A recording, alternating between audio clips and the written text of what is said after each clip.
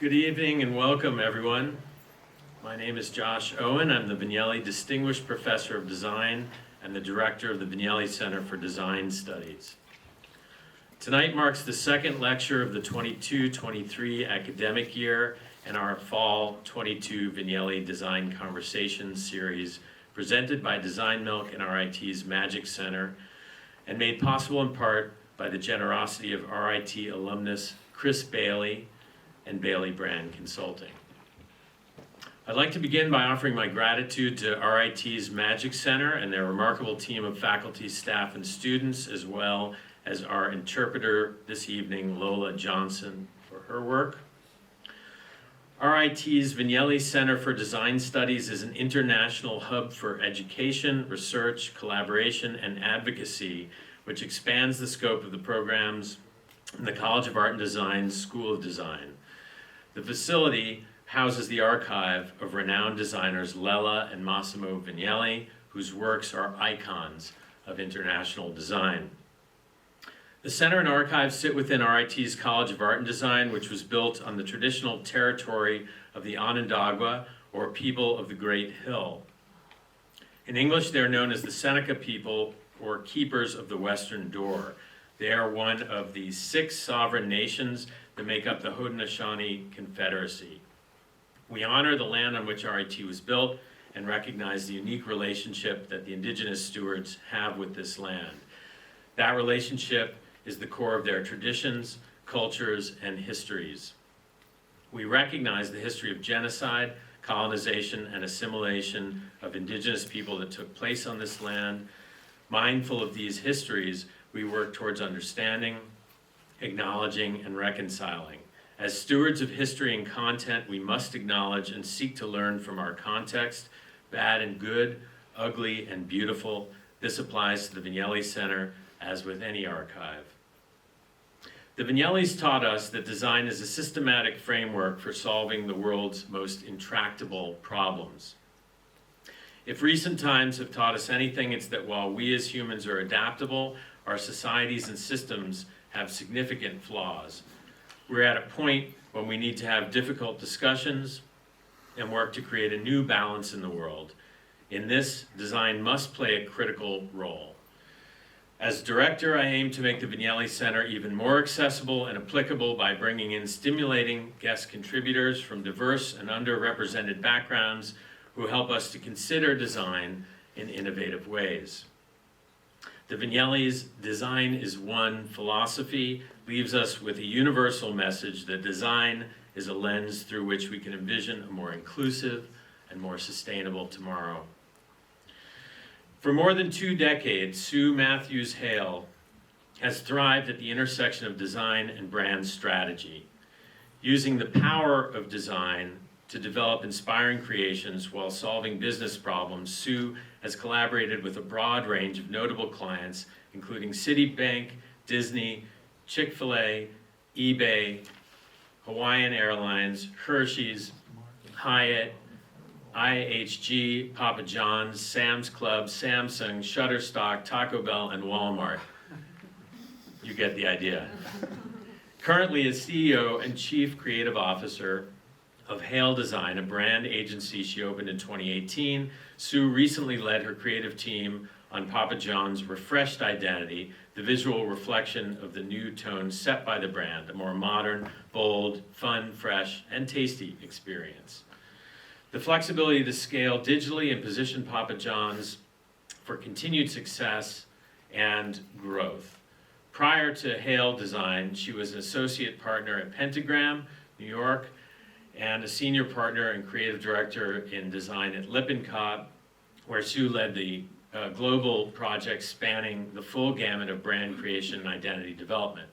While at Lippincott, she served as creative director on the famed Walmart rebranding, a massive brand repositioning and revitalization engagement that contemporized the global retail giant while retaining the values of its heritage. A frequent speaker and design judge, Sue was featured as a symbol master by AIGA and was selected by Graphic Design USA as one of 2013's People to Watch. Her work has been published in numerous publications and award programs. Sue has served on the Art Center Board of Trustees as chairwoman of the board and is a past president emeritus of AIGA, one of 6 women to hold the position in the organization's 100-year history. Not surprisingly, design is an enduring theme in her life and spills over to her living space, where she keeps her son Chase's stuffed animals artfully arranged by Hugh. I think Chase is out there to testify for this. A foodie and a lover of fashion, Sue's combined the two to create a set of coffee mugs honoring her favorite shoe designers, a little moo with your Jimmy Choo. Thankfully, her husband Brooks heartily embraces her endless design obsessions. Sue has recently made Rochester her home, which means the Vignelli Center is now her home too. Please join me in a warm Vignelli Center welcome for the distinguished designer, Sue Mathews Hale.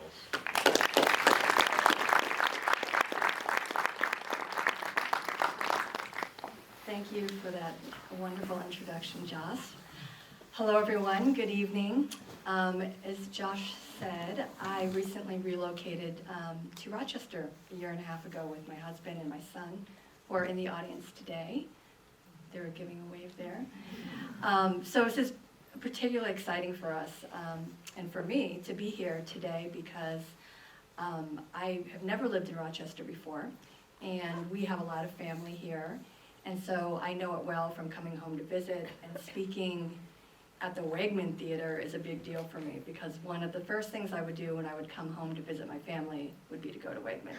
So it's a particular honor to be here, and thank you for everyone coming out tonight.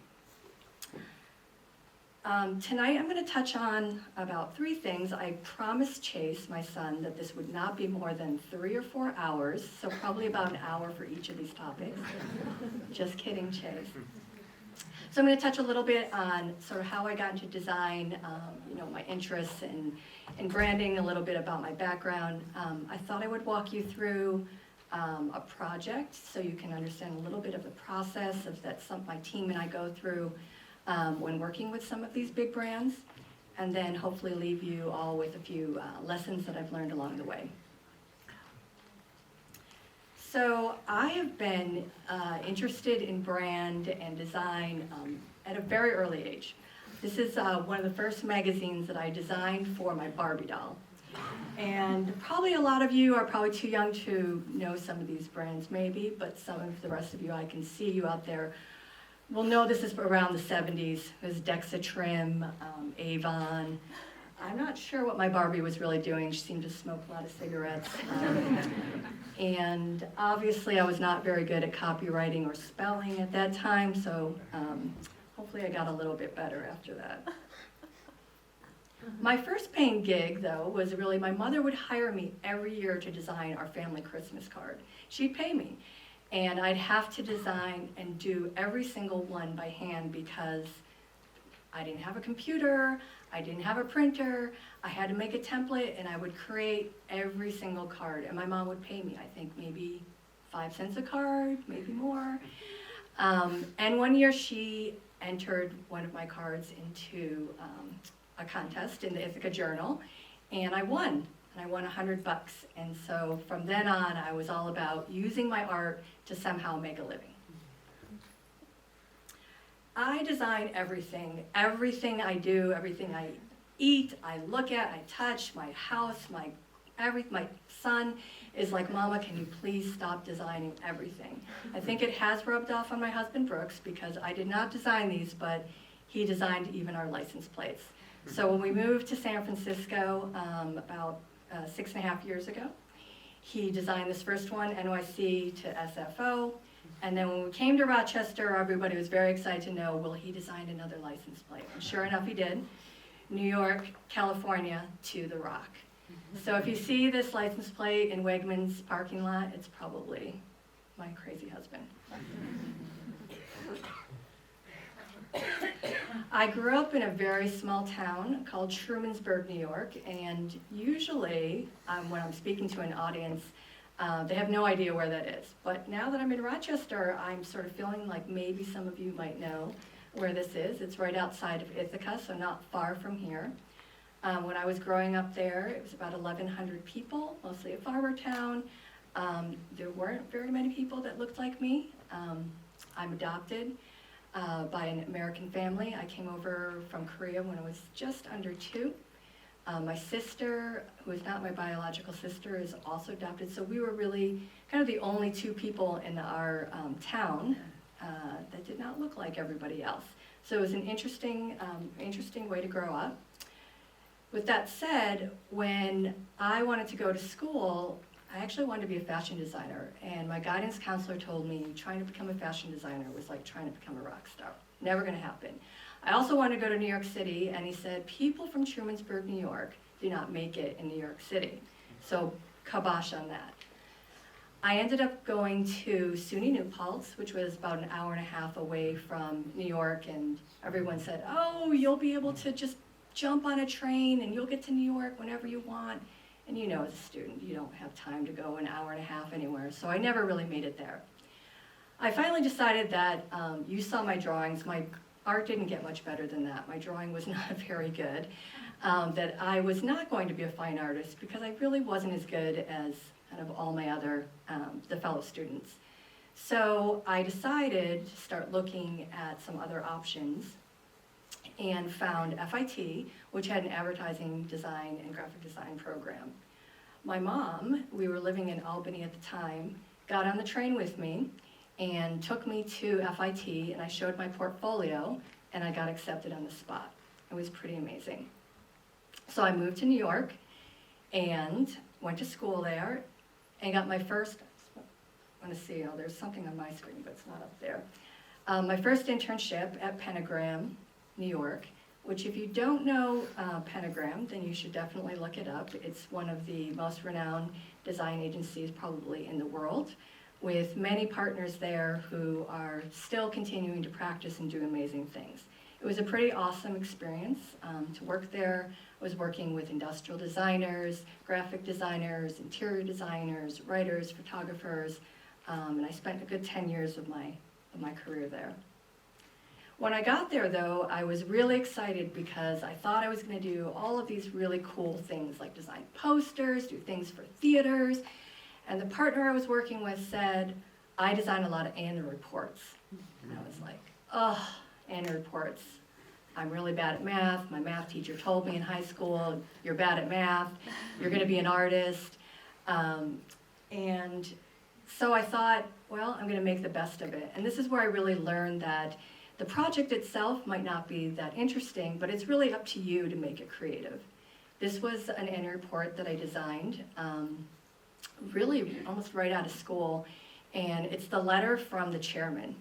And I did it in all of a rebus, the whole entire letter, and this is a financial investment company. So you can see the first line, experience is the foundation of successful investing. So it was pretty cool for the CEO to even allow me to do this. The whole interpretation of it was in the back of the annual report. But it was really a fun way to sort of push my creativity in a space that I thought typically you weren't allowed to do that. After I left Pentagram, I was going to start my own company. And they don't call them this anymore, but at the time they called them headhunters. Now they call them recruiters. But a lot of headhunters started calling me and saying, oh, companies have heard you're leaving Pentagram. They want you to come work at their companies. And I thought, no, I'm going to start my own company. I'm not going to do that. I was 10 years out. I was really arrogant and cocky and thought, oh, yeah, I can run my own company. I can do it. But one of the companies that called Lippincott, caught my interest. They were one of the oldest branding companies in the world. They were founded in 1945, and they were kind of the madmen of their day. When I got there, I was really scared because there were a lot of guys that actually still looked like this, and it wasn't just designers. So I went from a place of being at Pentagram, where pretty much everyone there was a designer, was creative, to a company where half the firm and half the partners there were business, brand strategy, marketing, research people. On the other side of the partners and the teams were designers. much like Pentagram. So they offered me a position to come in as a partner, as a design partner, and I accepted. One of the things that got me really excited about working at Lippincott was the fact that they had worked and created the company some of the most iconic brands in America. Coca-Cola, they gave Coca-Cola the swirl. They actually gave Coca-Cola the color red when they started working with Coke.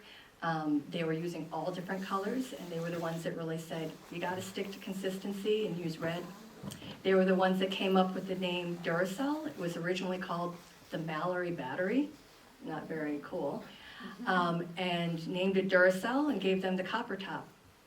And then went on to do, many of my partners, a lot of amazing brands like Refreshing Starbucks, Southwest logo, Delta, Sprint, and many more.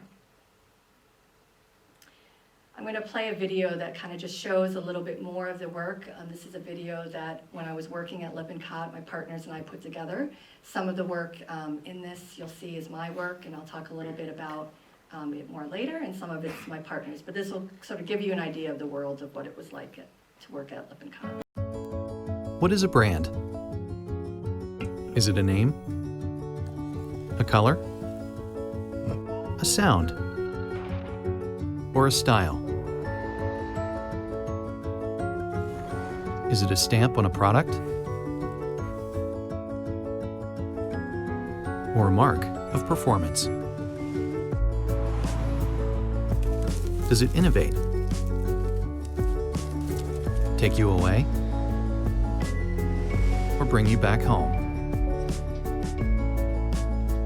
Can it help you uncover the extraordinary? Or capture the voice of a community? Does it draw inspiration from art? Or inspire it? Is it physical, yet virtual? Mobile? Or global? Brands are a part of our everyday stories and experiences. They can start as one thing and become so much more. A spark that can transform an entire company to become relevant today and iconic tomorrow. So what is a brand? We see brand as possibility.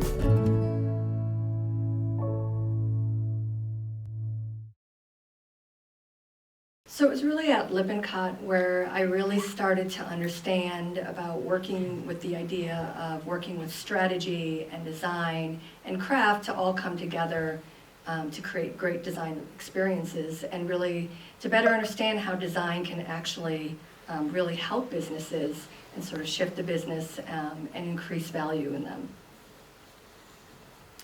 For me, as I went along in my career, design really became about art and creativity for a purpose. We often talked about whether design was art or art was design, and for me, I really felt that design was really taking both of those things together, but it was really centered around a reason. Unlike art, where it might be for the artists themselves, they're creating it for themselves. If you get what they're doing or experience what they're feeling, it can be great, or you don't have to necessarily. But in design, we're really trying to create something where we're trying to solve a problem for a specific audience or a specific business reason. Design has really become more of a very integrated experience as far as when I started, I was doing a lot of design where it was just me as a designer and surrounded by a lot of designers. But as I've grown in my profession, it's opened up a lot more. Designers are having a much better seat at the table with a more integrated multidisciplinary team. So as I was working, I was constantly working with strategists, researchers, ethnographers, in the design world, still continuing to work with industrial designers, graphic designers, digital designers, the full gamut. But there were also a lot of new types of designers that are coming up and are happening right now around you, and I'm sure many of you are very interested in more of the innovation of design, product design, working with products, and culture. A lot of the brand's work that we do is really integrating not just the design of the physical product or thing, but also around the culture of the brand that they're building and designing. I've spent a lot of time in brand identity work, so a lot of the work, even though I've run the full gamut of types of work within the branding world, I spent a lot of time specifically in corporate identity. And up here you can see every single logo that's up there is a logo that I've designed with my teammates. All the ones probably up to Jackrabbit were done at Lippincott, and then Sam's Club and the ones for after that are ones that I've recently done with my team at Hale Design.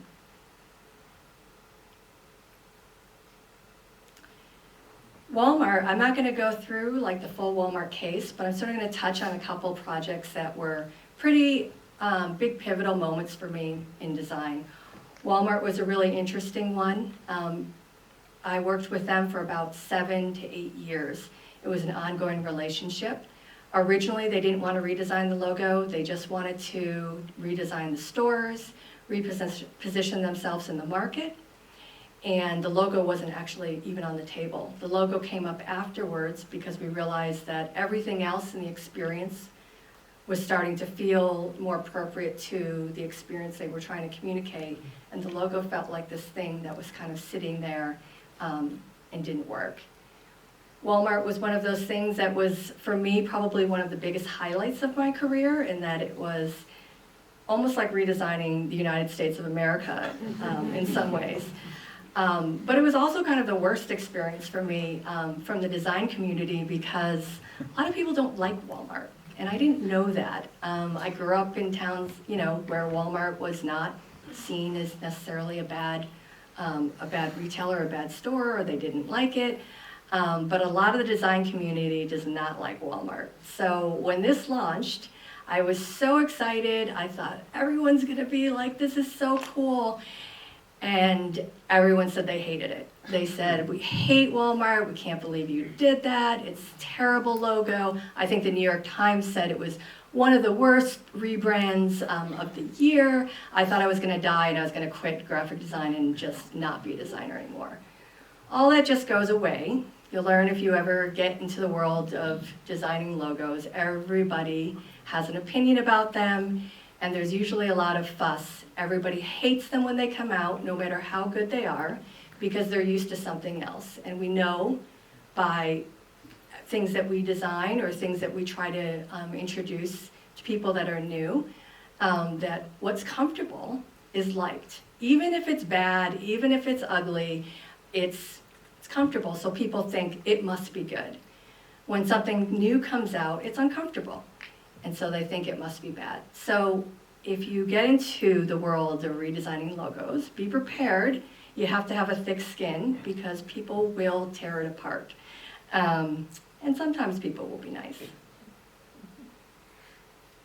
Since I had that relationship with Walmart, one of my first projects when I started Hale Design was to refresh Sam's Club. And this was just a couple of years ago, right about during the time of COVID.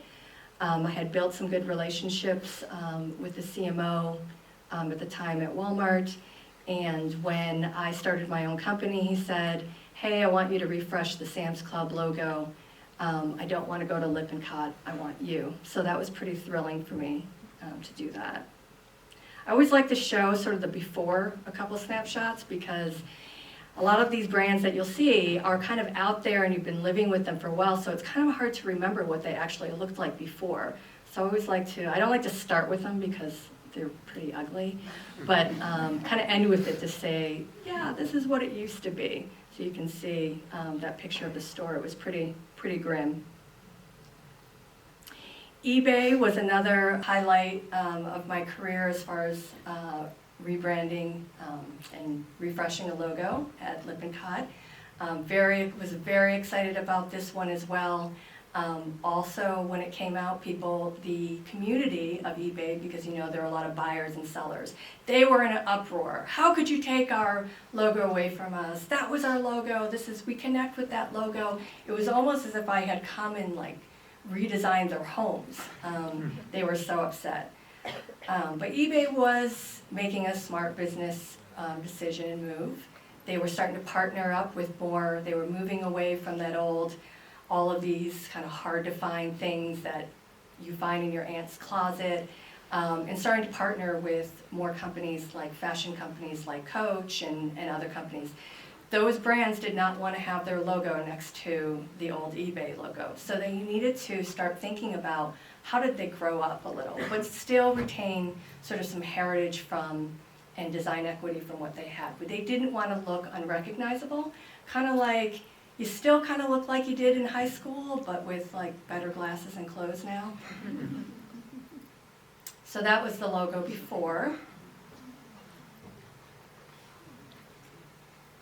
I have also done a lot of work in the hospitality business, which has been really fun. I've created a lot of hotels, especially for Hyatt. These are some of the brands that I've had the pleasure of working on. And these experiences, I got to work on not just the identity, but helping to create the whole experience for the hotel itself. This one, Hyatt Place, you may see these. They're usually around airports and sort of third-tier cities. But this experience for me was pretty great because it really taught me that places and spaces that are inexpensive also deserve good design. These were called select service hotels. They're about $79 to $100 a night, and they were just notorious for being god-awful ugly. You would go there, they'd have this horrible floral bedspread that would be scratchy, you didn't want to touch it, the towels were really cheap and awful. And so people just got used to, they figured if I'm only paying $100 a night or less, then this is kind of the experience I deserve. So it was a really fun project to really explore how we could make things, improve things in the experience just by simple things like design. We didn't increase the cost of the room. We looked for really creative ways to increase the experience and make it a better experience for people, even though they were paying less than $100 a night. We also created a signature scent, a signature sound, for the hotel itself. So it was a full sort of experience, branded experience for Hyatt Place. And this is what it looked like from before. It was actually called AmeriSuites. So we changed the name and changed the identity. And the places look a lot better than this now. Now if you stay at any of these type of properties like Hilton Garden Inns, Marriott Courtyards, they all kind of look nice now. They all sort of look like Hyatt Places. I did this back in, I think, 2008 maybe, and it really changed the industry. A lot of people started copying it, so now when you stay in these places, they don't look anything like this anymore. Shutterstock was a fun project. It is a stock agency house. I'm sure many of you have used their stock photography or illustration. When they came to us, they had said the founder had designed the logo, and I'll show you that in a minute. You'll see why we needed to redesign it.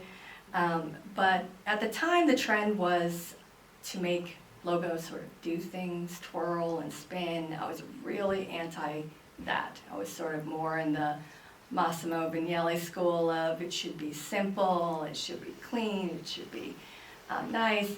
But this was a case where I felt like the logo itself could actually have a lot of movement to it to allow for the star of the show to really be the artwork. So there was a lot of art and photography and illustration that needed to be highlighted and focused on. So the logo allowed to do that, where you could use different photography and stock illustration within the logo itself. And these are the two logos that the founder designed.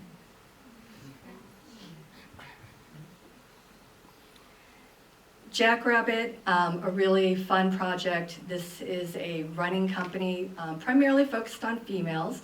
They running and yoga, but their whole thing is that it's about expertise. So you go to one of their stores and they'll watch you run on the treadmill. They'll figure out what exact sneaker you should be wearing for the type of runner you are. So there's a lot of finesse and expertise in the experience there. And this is what the logo looked like before. Not a lot of expertise. I don't think any of you would probably trust a pair of running sneakers from a store that looked like this. And then last, Taco Bell. Taco Bell was a fun one, partly because when I went up for the pitch, I was going against my past colleagues at Pentagram, and I won the pitch, so it was pretty thrilling for me. They called me and congratulated me, so we were still on good terms after that. But for Taco Bell, this was actually one of those projects where the designers themselves in-house were so tired of the logo that they had. They couldn't work with it. It was hard to work with. It was really a disaster. And they started just using it in black and white because they said, we hate the logo. It doesn't work on anything. It's really hard to use. And so we created this logo that could really be a bit more interactive too. It sort of has, I don't know if any of you know MTV from back in the day, but this sort of element where imagery and things, we had artists, it's kind of a cult following. I didn't realize this with Taco Bell, where there's a lot of actors and young people who love Taco Bell. And so this allowed sort of give more flexibility and freedom where artists were redrawing the bell and interpreting the bell. We gave them, I think there was 7 different colors or 9 different colors that they could use, which is unheard of. Normally there's one set of colors for a logo and that's it. You use the guidelines, you don't veer from that. So it was pretty innovative at the time to sort of have a logo that was this flexible. Now this one I will say, my son says, I like the old logo better.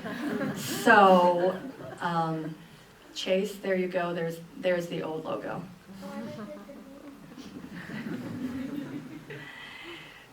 So I'm going to go through a case study now. I'm going to talk about Hawaiian Airlines. But first I'm going to talk a little bit about why companies rebrand. A lot of people ask me, well, why, when a company comes to you, what's the reason? And I think generally the top 3 reasons are usually around, there could be a business decision, there's a merger. For the case of when Continental and United came together, 2 companies come together, they have to decide on a name. They've got 2 different logos and 2 different names. What's the name going to be? Is it going to be a completely new name? Is it going to be a completely new identity? Are we going to come up with something new? So the logo has to be redone because of that, or the brand. Sometimes there's a disconnect, like in the case of Walmart, where they were really losing their audience, their customers, and they were trying to attract new customers. So sometimes when brands are looking, or companies they're looking to attract a new customer or sort of pivot in the market, that's another reason why they might rebrand. And then sometimes in the case of like Taco Bell, it's simply a need for a facelift. There's a lot of functional issues or things that the old logo, when it was designed in that time, it worked. But now with so much digital and different ways that consumers are experiencing brands, they simply need a refresh. When we're thinking about how much to change an identity, or particularly a logo, a lot of times we're thinking about how far do we need to go to signal that change. So in the case of, say, a Hawaiian Airlines, where a refresh, where things are going pretty well, the company is loved, the culture is great, the business is good, but there might be some reasons why they need to update the logo. In this case, they were feeling like it did need a bit of modernization, and they were creating some new types of liveries or planes. So it gave them the opportunity. They had to paint something on there, so why not use that as an opportunity to refresh the brand. In the case of Walmart, I talked to already about they needed an evolution. And then with AmeriSuites, they really needed a complete revolution where not only were they changing the look and feel, but they were changing the name and a good part of the positioning of what they stood for. So Hawaiian Airlines is the one that I'm going to walk you through as far as a case and kind of the process that we go through, a typical process. I'm going through this one because sometimes when you have to refresh something that's already a company is really loved, there's a lot of heritage, it's really challenging then to look at how do you refresh and update the brand, because it's not as much like Walmart where it was clear, it was hideous, the store really needed to be redesigned, the logo looked old and dated, it did not reflect the positioning of what they wanted to communicate to their customers. But when you get a company like Hawaiian Airlines where there's a lot of heritage, the design, you really have to be very thoughtful and really, really thinking about what are the moves that you're going to make that are worth it to make that kind of investment. What are the moves that are actually going to shift the needle? So one of the things that I like to talk about with the process is a lot of times people think it's a very just goes, you do this and you do this and you do that. But as you know, as designers, design is very iterative. And in our process, it looks kind of like this funnel where we start really broad, we go in, we open things back up, and we come back in. So there's a lot of refining and opening, refining and opening. It's not a step-by-step. And a lot of times when you're working with clients, they'll say, oh, well, what's the process? And they expect it to be this very neat sequential process. And you guys know, working on design on some of your school projects, that it just doesn't happen that way. A lot of times people ask me too, well, how long does a process like this take? The design process, and this does not include strategy at the upfront part, can sometimes take 5 to 6 months and sometimes up to a year. People are usually pretty surprised by that. And I think because the process is so iterative and there's a lot of kind of looking at, closing in, narrowing in, and opening back up, it really becomes a much longer process than a lot of clients think that it will be. It also, when you get to start working with clients, and the part that holds it up the most is really the decision making. So it's really hard to get, if you can imagine for, say, a company as large as Walmart, imagine all the stakeholders that have a say and want to have a say on every single move that you make. So it's a lot of selling in, talking about why are you making this move, what is this going to do, how is this going to drive the business. So it becomes a lot more complicated. People say, well, can't you just design a logo in like a couple days? One of the first things that we do in this process is the discovery process, where we really kind of look and we'll do a very full audit. I'm sure many of you have done this when you're working on projects where you really go back and look, what are all the things that have been done before, what is happening right now, what's working, what's not working. We look at the history of where they've come from. You can see with Hawaiian Airlines, they had pretty significant and drastic changes with their logo. Some logos you'll see over the years, and the brand kind of looks kind of similar all the way through. But here they had some pretty drastic changes. When they came to us, it was also pretty hard because, the logo was designed by a pretty famous branding firm, and there were a lot of things to like about it. And so it was one of those projects as a designer, I thought, what am I going to do to be able to help make this better? And so it was really challenging. A lot of times what we also get to do, and you guys have the great Vignelli Archive Center where you can kind of go back and look at a lot of really great examples of design. And often these companies, they also have these types of things where you can go back and look through their archives, and you're always hoping to find that sort of one little nugget or something that's going to be special, that's going to help your project. The company was actually pretty unique in the airline industry, and then pretty innovative in that they had an all-female crew, and were one of the first. So that was pretty exciting for us to find out too, because we knew that this was a company that wasn't afraid to go out on a limb and make change, and do something daring. We also often look at who are the competitors, what's out there, does something exist already out there in the context of who they might be competing against or in the world of their industry. You don't want to create something that's going to sort of sit right in with everybody else. Red and blue, as you all know, are two of the most used colors, but the color palette itself also was pretty unique. So it was like, geez, what are we going to be able to do? There are so many things that are working here. We also looked at kind of the world of what people think is Hawaiian. So we went out and walked around Hawaii and the islands and looked at different brands that claim to be Hawaiian. And we found a lot of stuff that was actually not very authentic. The client told us a lot of this stuff up here isn't actually true or authentic to being Hawaiian. Pineapples, that's not actually indigenous to Hawaii. People think, oh, pineapples, that's Hawaiian. A lot of the things that you see as a tourist is really not authentic to the Hawaiian culture. I like to really immerse myself when I work on a project. So everything from I wore the clothes, I wore the patterns I went out and got, I wore the flowers in my hair, I made my team buy flowers, and so that we really were feeling submersed into the brand.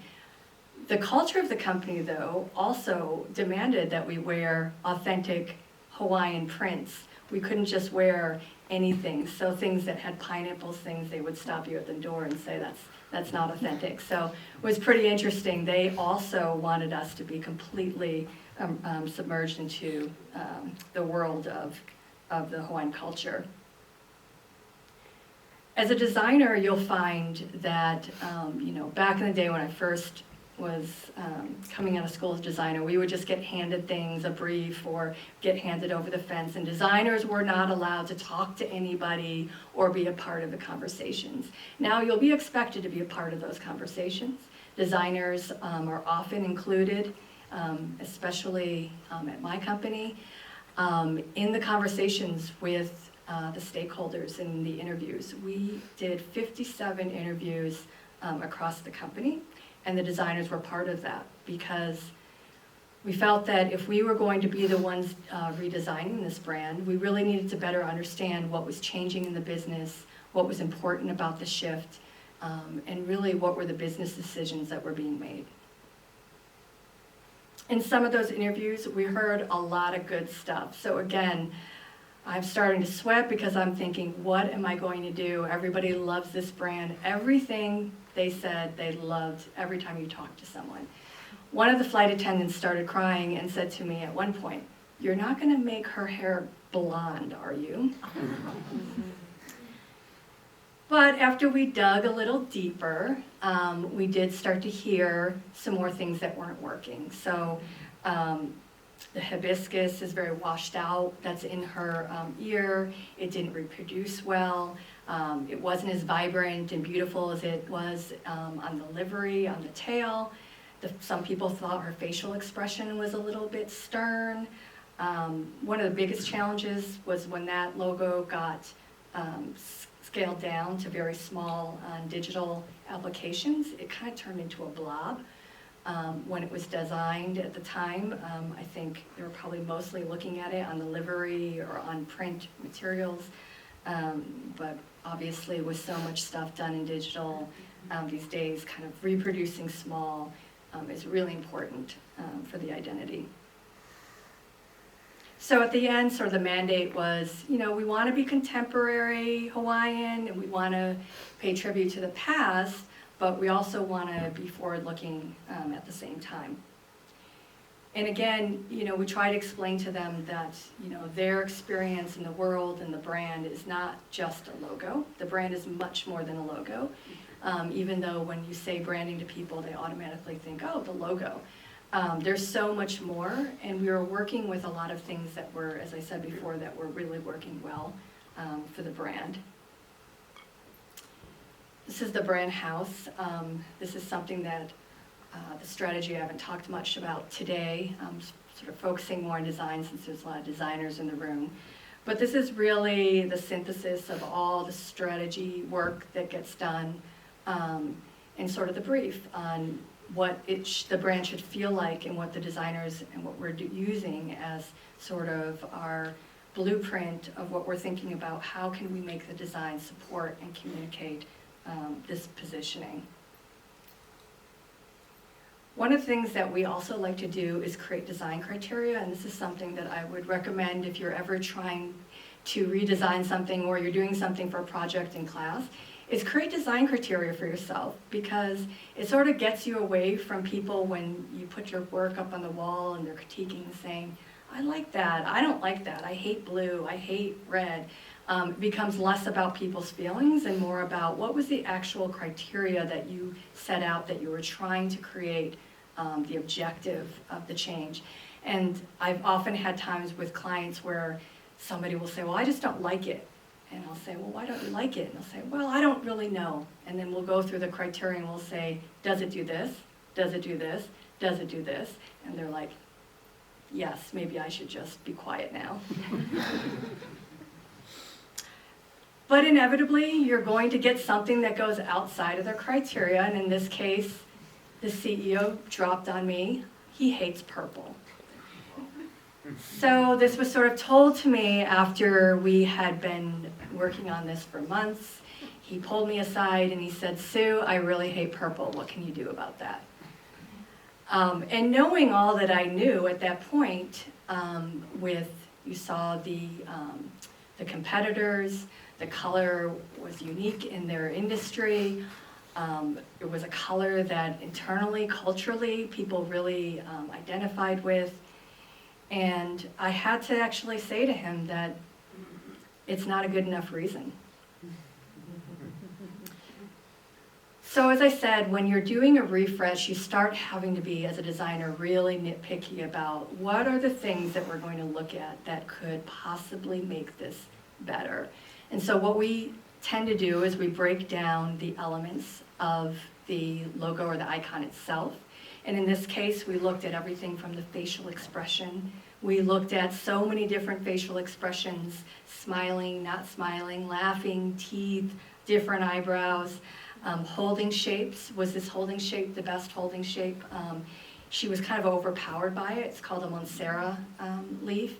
And we said often it would be good if she could sort of be freed from that Montserrat, because a lot of it becomes about the Montserrat leaf in front. The hibiscus flower in her hair, was there something that we wanted to change about that? And sort of her hair itself. So we looked at tons of iterations and versions kind of in these different sort of buckets. And you'll see here on the existing. This is one of the places that we started when we looked at refreshing it. And so we said, well, what if her hairline was a little bit softer? Does that make her a little bit more approachable? What if we brighten or make the flower a little bit brighter so it actually is as vibrant and bright as the colors that people really gravitate towards in the Hawaiian culture, and also on the livery itself was this bright culture? What if the hair was darker and richer, like on the back of the livery? It gives her a little bit, I think she's a pretty powerful, her name is Pulani, which means flower of the sky. And I thought she deserved a little bit more, she could have a little bit more or impact.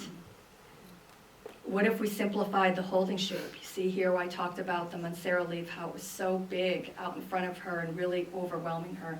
What if we took that back a little bit so it became more about her face and made the footprint of the overall symbol, when it reduced, more about her face and less about this big blob out in front? This was something that I can't believe didn't get looked at when it was actually created, as far as her neck. This big gouge in her neck. I thought, wow, if I had done that, they would have said, she looks like her head was about to be chopped off. So that was something that I thought, could easily be improved to sort of smooth out and elongate her neck and not make it look so chopped. Connecting the hair, a very simple thing that actually completed the circle of the shape, allowed them to use it functionally much more easily. In the past, they would actually have to always put an outline around it because there was that gap in the bottom. So simple things like that actually had big impact for them in reproduction. We did end up making the smile slightly bigger, and then disconnected that unibrow to her eye, made it a bit softer and a bit longer, which actually made her a little bit more approachable. So here's the original. We thought, this is great, we could go with this, but then we thought, well, maybe there's another step we can do. And so we started thinking about that Montserrat leaf. I could not get that out of my head about that big bushy leaf in front of her. So I started to look at other things of could we simplify it. And then I thought, could we get rid of it altogether? Because the Montserrat leaf, as we found, was not actually indigenous to Hawaii, and it was one of those kind of fake Hawaiian things. So I was trying to think, how can I get rid of it, but still have a shape that can hold her face? So we came up with this idea to change the shape from the Montserrat to the circular, which reflected sort of Palani. She was really the flower of the sky, and sort of that idea of the sun and the sunset and these beautiful sunrises that are in Hawaii. And sort of having her head against the sun actually made a lot more sense than against a flower, because up in the sky, you don't see flowers up there, you see the sun. I had to look at other colors for the blue because the CEO kept saying to me, I really hate purple, Sue. Can we look? And we did, and we said, it's going to be too close to Alaska Airlines, and eventually he agreed. We looked at the typography. I know now it's very trendy to have everything very simple and sans serif, or use these big, heavy, trendy serifs.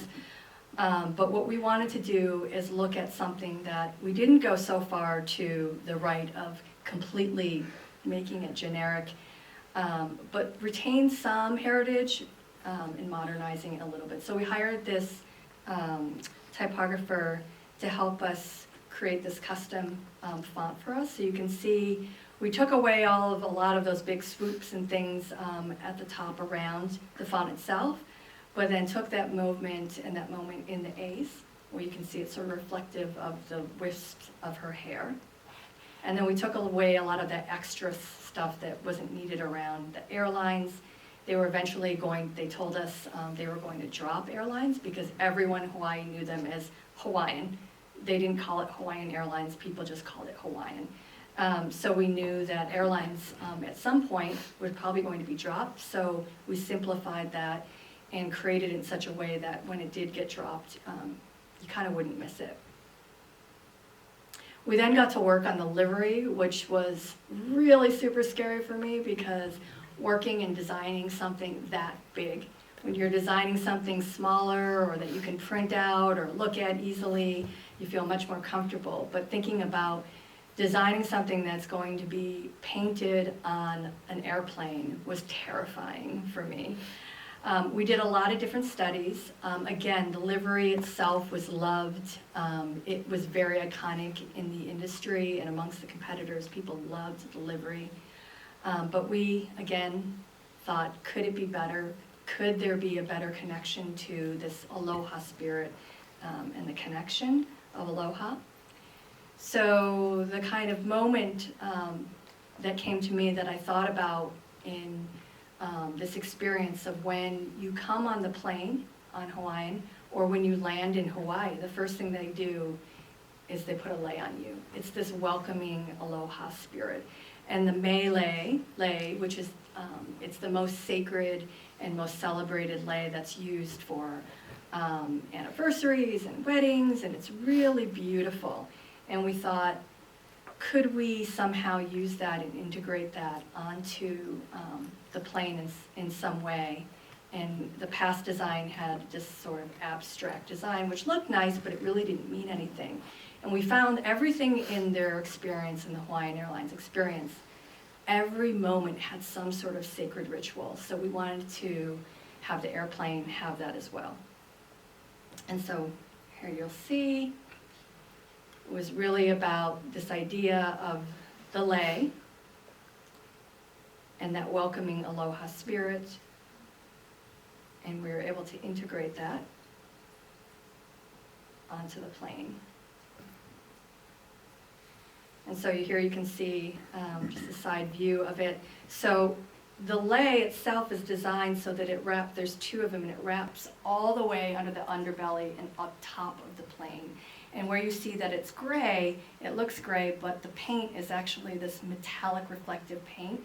We know that a lot of these planes, when they're on the runways, are in this magnificent, beautiful environment. So when the sun shines down on it, this is actually reflective and metallic, and it glistens. The tail of the plane right there in that spot is the most sort of sacred part of the design for livery. It's when these are all lined up at the airport, that's what people see. So that's really where all the graphics get placed. So to take the graphics and continue to wrap them around the plane was a bit unconventional and a little bit scary for them at first, but we did convince them eventually it was really going to make the lei feel like a lei being wrapped around the plane.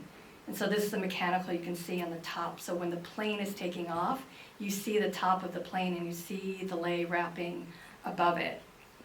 And it also wraps under the underbelly. So again, it became this ritual where the baggage claim guys and everybody, after they put the bags in, they would touch the lei in the belly of the plane, because it became this really special moment for them, seeing that lei, and it brought a lot of sort of this ritual and ceremonial experience for them. Scary part, trying to do a gradient on a plane is very hard to do. You can't just, like in the computer, use the Illustrator tool and make the gradient. It's actually spray painted on the tail, and so you have to create the illusion of the gradient by creating a bit dot matrix. We spent hours on this dot matrix trying to get the perfect dot matrix.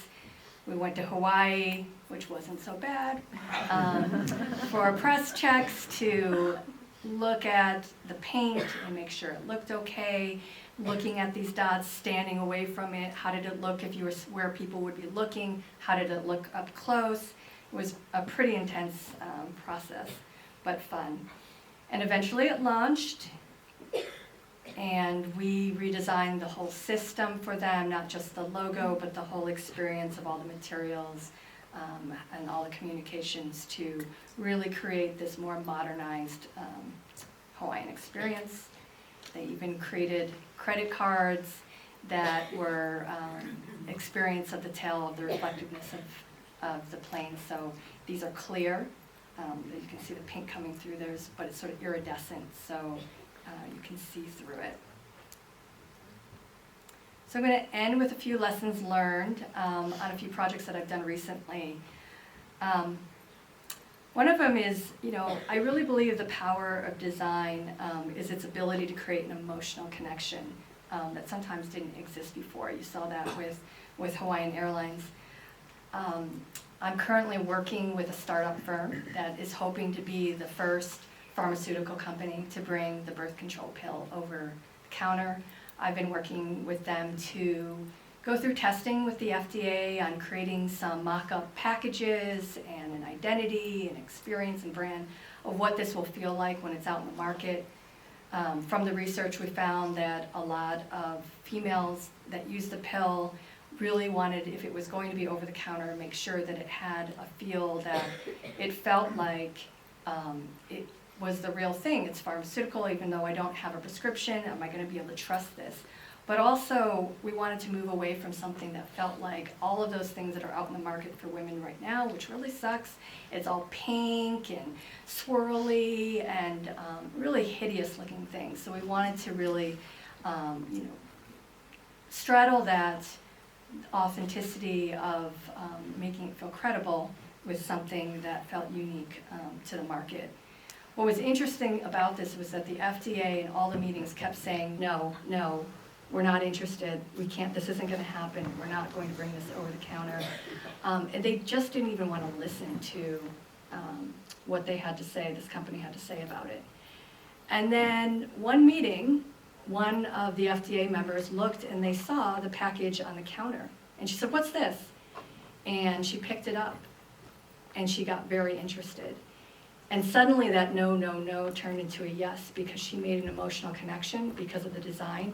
And suddenly she started reconsidering and thinking about it. And she reconsidered something that she wouldn't have considered before. And that's what I think is really the power of design. We went on to create some really great graphics for them, for the brand, using these patterns and this collection and library of all of these different diverse set of females. My other lesson that I've learned over the years is don't just build a great portfolio, build great relationships. And that's what I've really tried to do over the years. And also that a great solution takes a client willing to take a risk. So the case of Papa John's, I had started my company. I was out for about a year when I got the call. And they said, "Hey, Taco Bell told us you did their logo. We want you to do ours." And it was through a connection. I didn't have to pitch against anyone. I didn't even have to show any work. They just said, "Write a proposal." And I thought, wow, that's really the power of building great relationships, where they trusted me based on a relationship that I had built with a previous client, and trusted that I could do the work. The client also was a great client because through testing, and Papa John's is franchisee owned. Like I said before, a lot of times when something's new, people don't want to make a change. They said, no, franchisee owner says, "We're not going to do it. We won't change. We don't want you to change it. We don't want to do it." And the client pushed through and said, "No, it's the right thing to do. We need to make this change. There are a lot of business decisions to do it." And they pushed it through, to their credit. And so now if you order Papa John's pizza, that's our logo. And relationship, this actually came through an email today, which I spoke at this brand identity conference called Brand New out in Austin about a week or so ago. It was a totally different presentation. But I got this email today, and it really reinforced to me just the power of creating relationships and how important it is. And there was about 1,200 people at this conference, and I got this email, and he said that, it's really easy to look at a person's accomplishments and forget there's a human side that gets ignored. And he, really credited me for taking the time to talk to him and to talk to him about my career and about his career. So relationships is definitely one of those things that I hold to the highest esteem. The last thing I'll leave you with, which is probably the biggest thing that I have lived sort of my career and my journey and as just even a person, of the comfort zone. Beware of the comfort zone. There's no growth there. My husband and I talk about this often, that we say, who doesn't want to be comfortable? Being comfortable is great. My son loves being comfortable. He's often like, well, why do you want me to do that? That's not going to be comfortable. And you can still learn a lot when you're comfortable, but you don't really grow when you're sort of in comfort zones. And I've often used that as sort of a measuring stick for when I was thinking about changing a point in my career, doing something different, moving across country from San Francisco to Rochester, New York. I've often used this as a measure to think about, am I just being comfortable and I don't want to make that change, or is there a real growth opportunity here? For me, this was a project that when I was moving across the country, they called and said, "We'd love for you to do this. It's a fintech insurance company." I was like, "Oh, no, I'm really busy. I'm moving across the country. I don't have time for that." But really I was terrified because I'd never done work in that industry. As you've seen and heard from Josh, as he so nicely credited all the different companies that I've worked with. I've worked with a lot of companies and a lot of industries and cross industries. But tech insurance was one that I did not feel comfortable in. So I sort of just copped down and said, "No, I'm moving across country. I can't. I don't have time," and said no. I moved across country. They called me again. They said, "Hey, we'd still really like for you to do this." I was like, my dad's like, hey, do you have any new business since you've come here? I was like, no, not really. And I thought, yeah, I should probably think about this. And so I did, and I took it on, and it ended up being a fantastic project. Similar to the Zurich Capital Markets project, I got to do some really fun things. My team and I created some really unusual and fun illustrations for them that usually in this sort of space you don't get to do. They're all custom designed. We created this whole library. So based on the logo that we created for them, which had this petal from the zinnia flower, we worked with this illustrator, Martin Barretto, an amazing illustrator. We worked with him to create all of this bespoke illustration to talk about a lot of concepts that, frankly, even after they explained it to me, I was like, I still don't understand what you're trying to say. But when I was able to think about it from a design perspective, it really helped, and they would look and they'd say, yeah, that's exactly what we mean. So it was really fun to be able to create this, and I never would have taken it on if I had just sort of stayed in that comfort of, no, that's not kind of the work that I do. We also did a lot of animations with the illustrations to further communicate some of these interesting concepts about networking and kind of their full breadth of their portfolio of open insurance.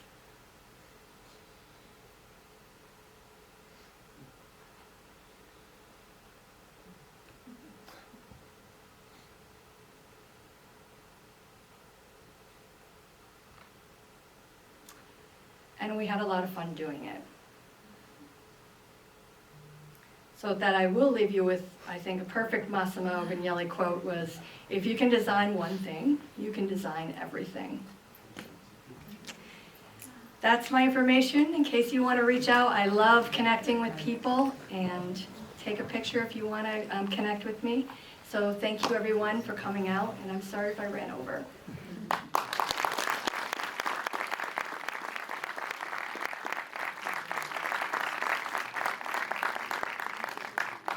Hi everyone, I'm Peter Byrne, and thank you. That was inspiring and tremendously impactful. And we're going to open it up to the Q&A right now. And if you want to put your hand up,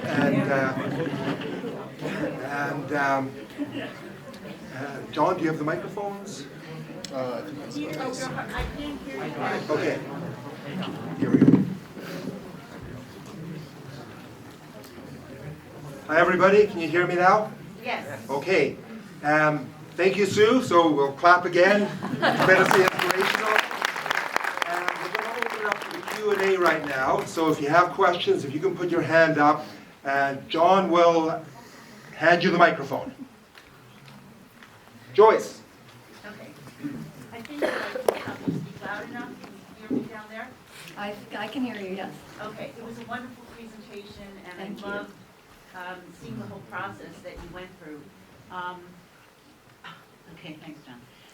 My question, which seems a little, it may be out of line, but what made you come back to Rochester? I mean, you know, you started working for some top companies in New York, you went out to San Francisco, which are havens that draw designers. Why come back here? It's a great question.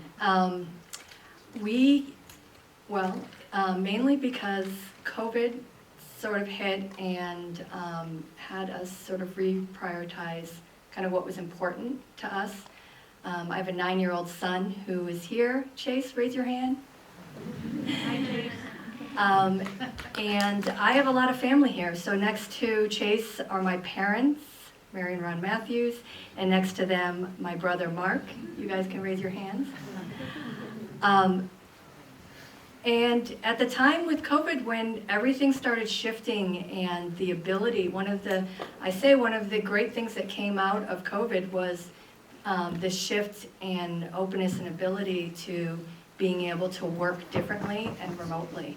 And when I started my company, I had actually started it to be a more distributed business model. So my whole team was already all over the country. I also have a designer in Spain, New York, Midwest, writers and designers that are all over the country. I happen to be in San Francisco.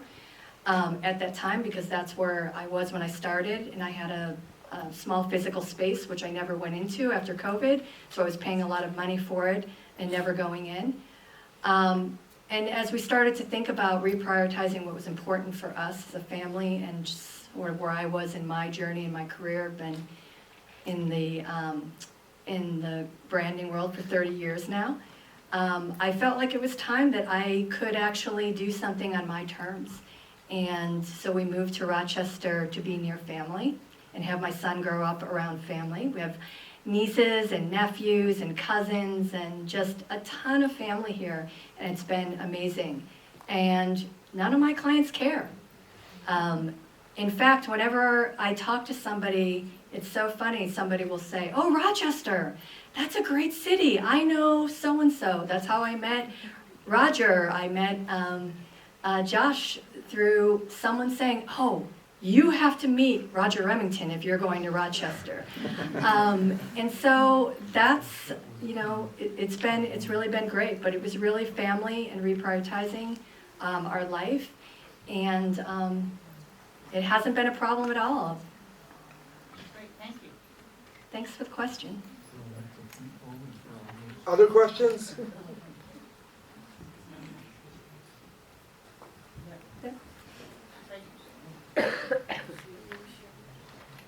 Hi, is this on?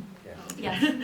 So I wanted to first say thank you for the talk, I guess. I feel like I learned a lot, but I wanted to hear more about perhaps what you're looking to do next and like what your future steps for your career are going to be, because you already have so much, you said 30 years of experience in branding in that industry, so perhaps like what kind of different companies are you trying to work for, especially like after the one you just talked about how they were kind of a risk for you. I'm curious to hear like what kind of new things you're looking to do in your career journey.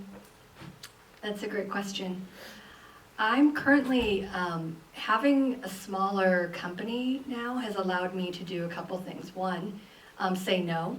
In the past, I had to sort of say yes to everything. It was about, I had 20-something other partners, and we all had to agree or disagree on doing a project. The over-the-counter birth control project came to me when I was at Lippincott. I wasn't able to take it on because they didn't have enough money.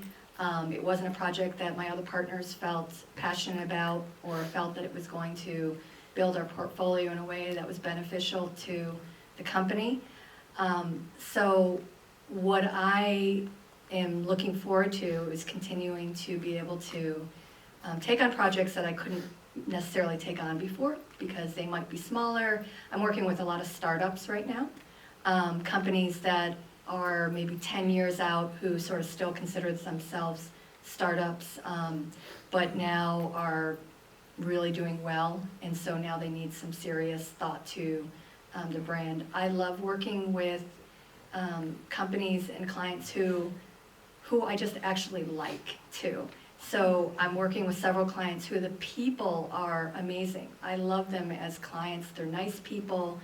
I'm not going to work with jerks anymore. I only want to work with nice people, nice clients, clients who respect me, who respect my background, what I do, and companies also and people that are interested in having a diverse environment. So I tend to work with companies that are either female-owned or companies that are underrepresented as far as the owners. Diversity is really, really important to me, so I'm constantly looking to work with designers, from all different backgrounds, but diversity, people who are nice, those are kind of like the criteria for me right now. Is the bigger question of what next? I think kind of just doing what I'm doing right now, which is taking it, day by day. Things are going well for me in Rochester. I'm here, so I feel excited that I'm part of the Rochester community already. And spending more time with my family and watching my son grow up. So I became a mom when I was in my early 40s, which is also very unusual. But part of that was because I was really focusing on my career When you live in New York or San Francisco, everybody is very career focused. Even when I left Lippincott,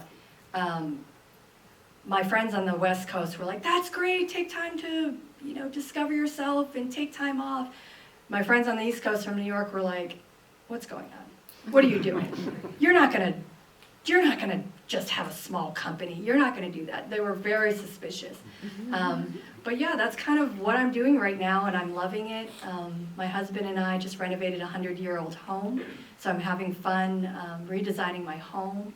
I love to cook and entertain, so we've got a great street where a lot of us are cooking and entertaining. So I'm just looking forward to enjoying designing other things other than companies right now. Other questions?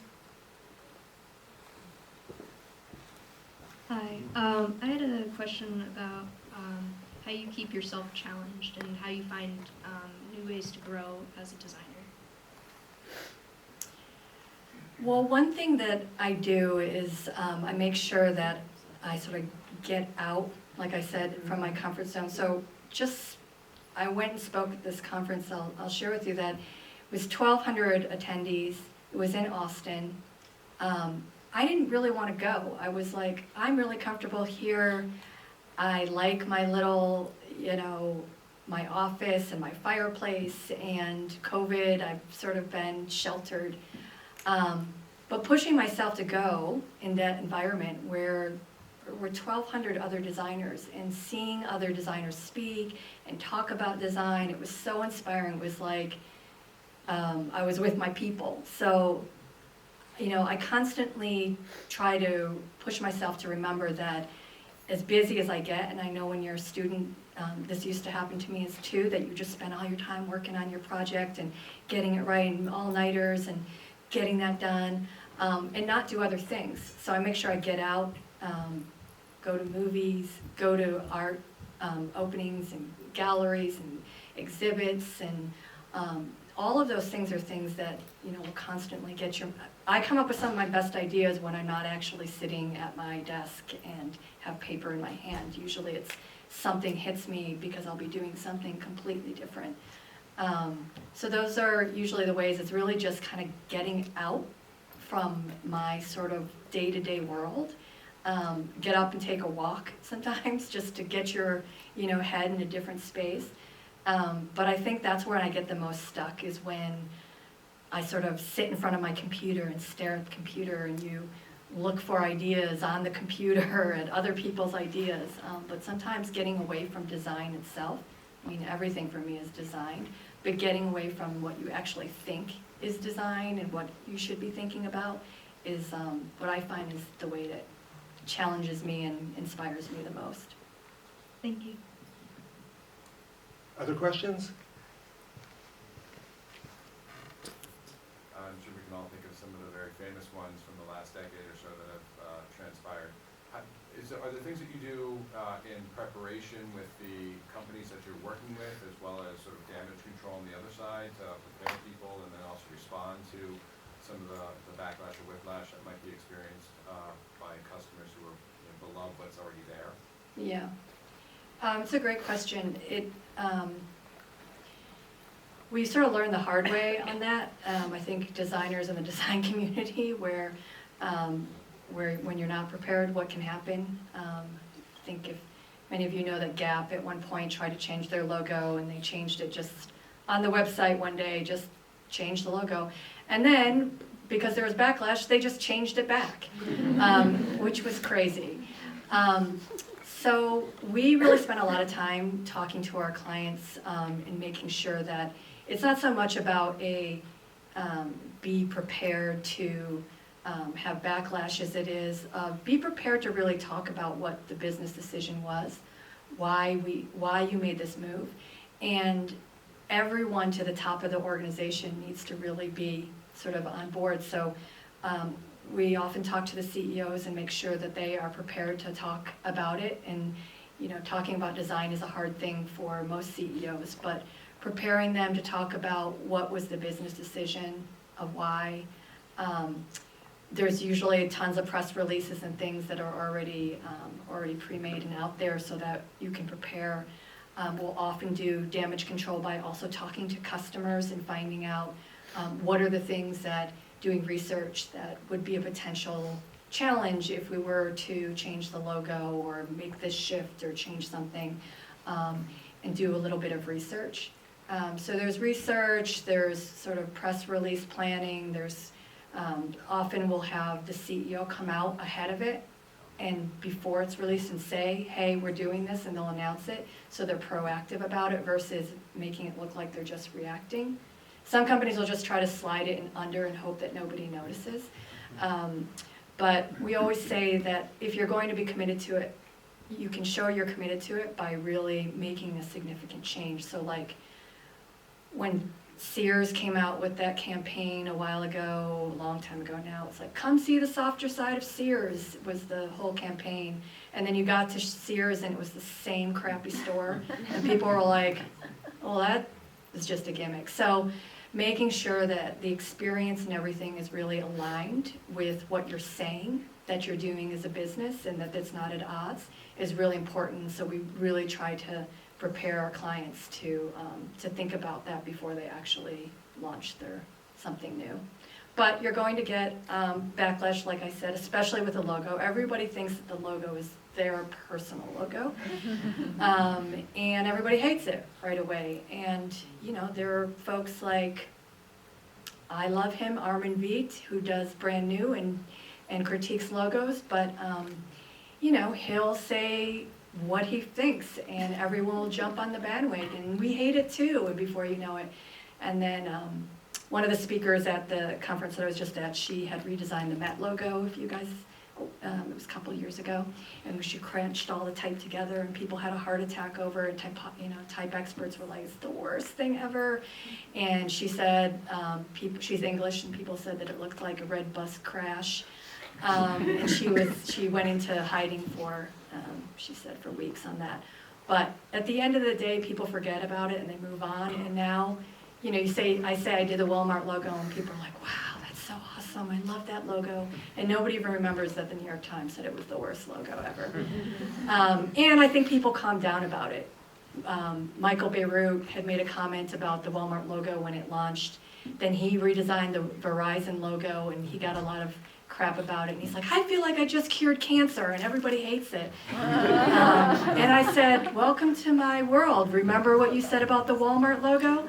And he said, oh yeah, you know, I don't do that anymore. That's just a terrible thing to do to designers. Because everybody likes to, you know, have an opinion about it. So it always seems funnier when you have something negative to say. Peter?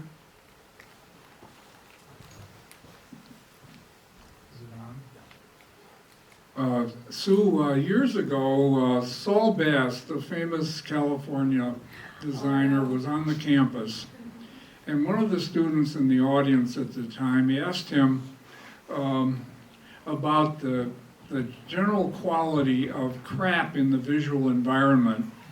And I think he was, talking about West Henrietta Road, or maybe going through a supermarket. Yeah. And Saul Bass said at that time, the only thing I can do as a graphic designer is make sure that everything I produce adds to and enhances the visual environment. And I just want to congratulate you on doing so much for the visual environment tonight. Oh, thank you so much.